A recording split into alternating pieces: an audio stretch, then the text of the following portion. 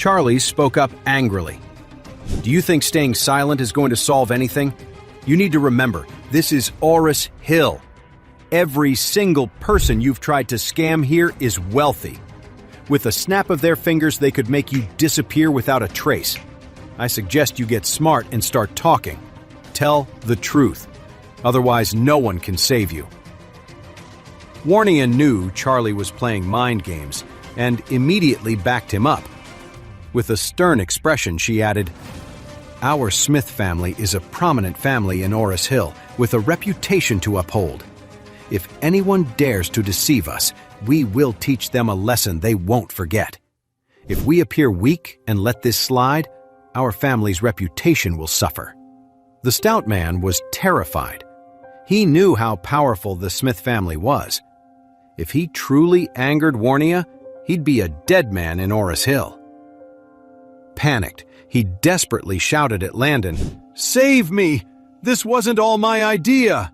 Landon's face paled, and he roared, "What nonsense are you spouting? You lied to the Smith family, and now you're trying to frame me? I'll kill you!" With that, Landon pulled a dagger from his pocket. A glint of cold steel flashed in his eyes as he lunged at the fat man. The man's eyes widened in horror. "Damn you! You flip-flop faster than a book. You're the one who told me Miss Warnia trusts your word completely. You said as long as you gave the okay, this thing would sell. You've ruined me." Warnia gave them both a cold look, then turned to Charlie. "Mr. Charlie, I'm sorry you had to see that. Thanks to you, we've avoided a huge mistake. Let's go. My family will send someone to deal with these people." Charlie nodded slightly. "All right, let's head back." With that, the two of them stood up to leave. Seeing Warnia was about to go, Landon was shocked. He forgot all about killing the man and dropped to his knees. "Miss, please forgive me. For all the years of hard work and loyalty I've given the Smith family, please forgive me this one time." Before Warnia could respond, Lucas Finley stood up and sneered. "You old fool, you're really asking for it. You tried to pull a fast one and score 2 or 3 billion. Did you really think the Smith family would let you off the hook?" Landon's face turned ashen as he slumped to the ground. Lucas continued, "Even if the Smith family forgives you, I, Lucas Finley, will never forgive you." Old Landon completely broke down crying. He was a broken man. Seeing this, Warnia shook her head slightly and said to Charlie, "I'm so sorry, Mr. Charlie. My family made a mistake. You had to witness a joke." Charlie replied calmly, "There are scoundrels everywhere. Miss Smith, you don't need to apologize." Just then, Lucas Finley, Wyatt Gilmore, and Christian Knox all came out. Seeing Charlie, Lucas immediately stepped forward. "Mr. Wade, thanks to you today. Otherwise, I would have been completely fooled by that thief." Wyatt, standing beside him, added with some shame, "Mr. Wade, you're a true hero. I can't believe I didn't see through their trick with the jade. I'm so ashamed." Christian also offered a respectful nod. "Mr. Charlie, thanks to you, the three of us who were fighting over a fake would have been made fools of. Forget the money, we'd have been a laughingstock." Charlie smiled slightly and said calmly, "You're welcome. Miss Smith invited me here to verify the item's authenticity, so this was just me doing my job." After everyone finished speaking, Charlie got into the car with Warnia. As they drove off, silence fell over the courtyard behind them. But Charlie noticed that as soon as they had left, several men in black suits walked in quickly. It looked like Landon and the other man were in for a world of trouble. In the car, Warnia's expression was cold. She was furious that a scumbag from her own family, her own Uncle Landon, had tried to set her up in front of so many outsiders. If she had fallen for the scam, paid the money, and Landon had gotten away with it, the humiliation of being cheated would have disgraced both her and the entire Smith family. Fortunately, Charlie was there to uncover the truth just in time, saving her and her family from a huge loss.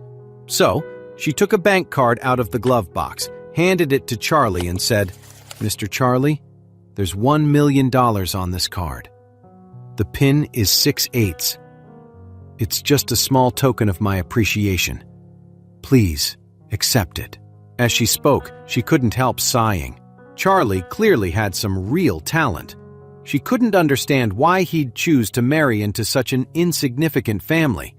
If he went into the artifact authentication business for himself, he could build a fortune in just a few years. Charlie looked at the card and hesitated.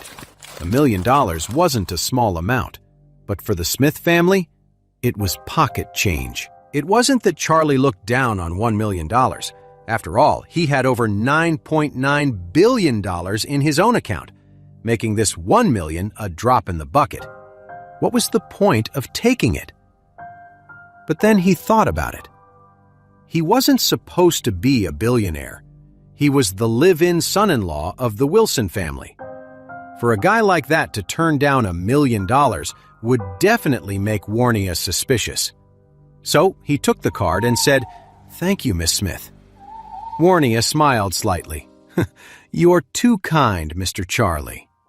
After a moment, Warnia asked, "Where are you headed, Mr. Charlie?" Charlie smiled. "Just drop me off at the grocery store. I need to buy some things and go home to cook dinner."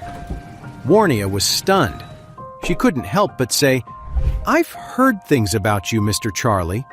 To be honest, with your skills, you shouldn't have to be a live-in son-in-law. You should come work at my antique gallery. I'll make you the chief appraiser. I'll give you a base salary of $1 million a year. What do you think?" Charlie waved his hand and smiled. "Thanks, but I'm fine. I'm used to eating the leftovers at home." Warnia was a little startled, and then she sighed. It seemed the rumors were true. Charlie really was just a son-in-law who was a kept man. She used to think he was just a loser, and that being a kept man was simply what a loser had to do to get by, which was understandable. But now it seemed he wasn't just a loser, but someone who chose to be a loser, a slacker by choice. She just couldn't accept that.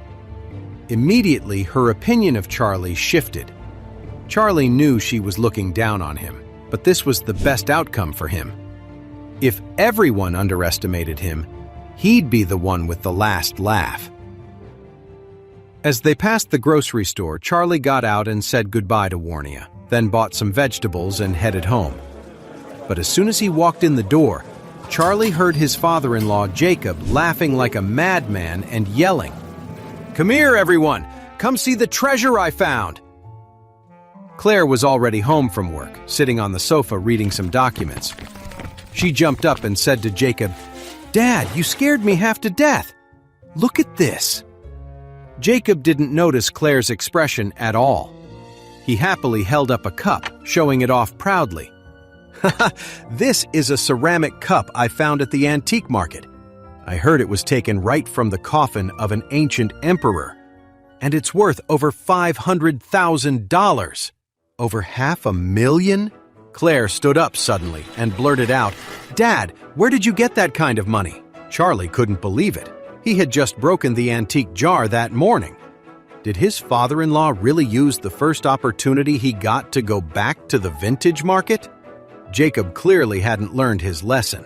Jacob laughed and said, mysteriously, "I'm telling you, this dish is worth $500,000.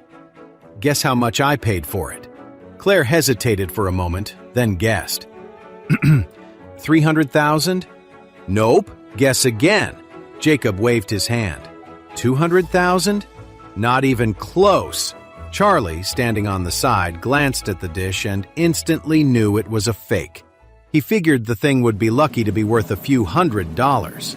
At this point, Jacob couldn't keep the suspense going any longer and said with a huge smile, "I got it for $300. Isn't that amazing?" Jacob laughed, the joy practically bursting out of him. Claire's eyes widened in surprise. She couldn't believe it. "No way! You really only paid $300 for this dish?"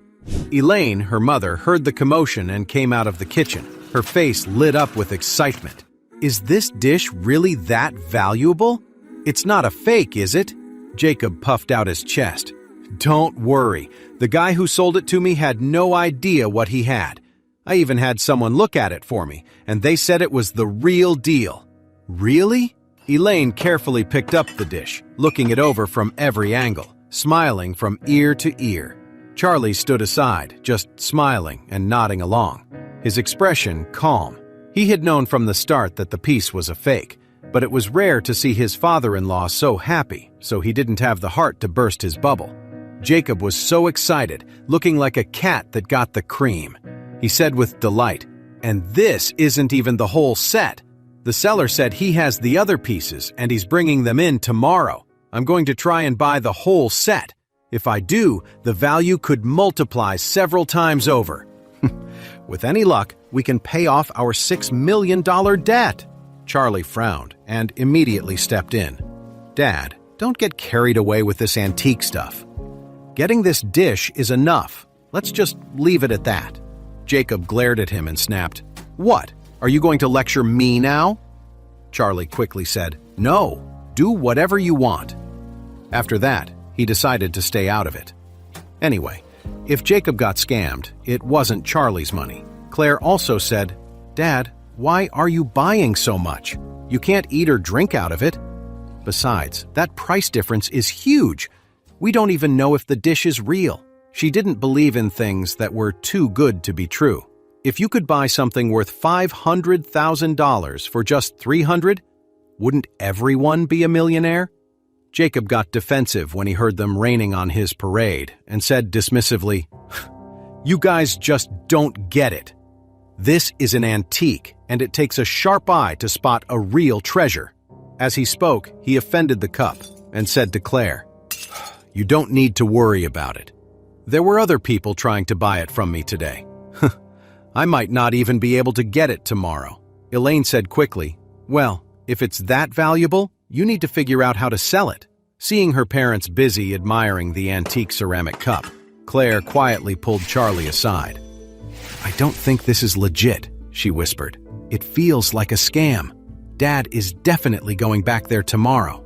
Can you go with him to the vintage market and make sure he doesn't get ripped off?" Charlie nodded. If Claire hadn't said anything, he wouldn't have gotten involved. But since his wife had asked, he couldn't just stand by and do nothing. Wait, that's not the end. You've just had a free taste. Now get the full story on the Pocket FM app, link in description. Check out our next video and playlist, and don't forget to like, share, and subscribe.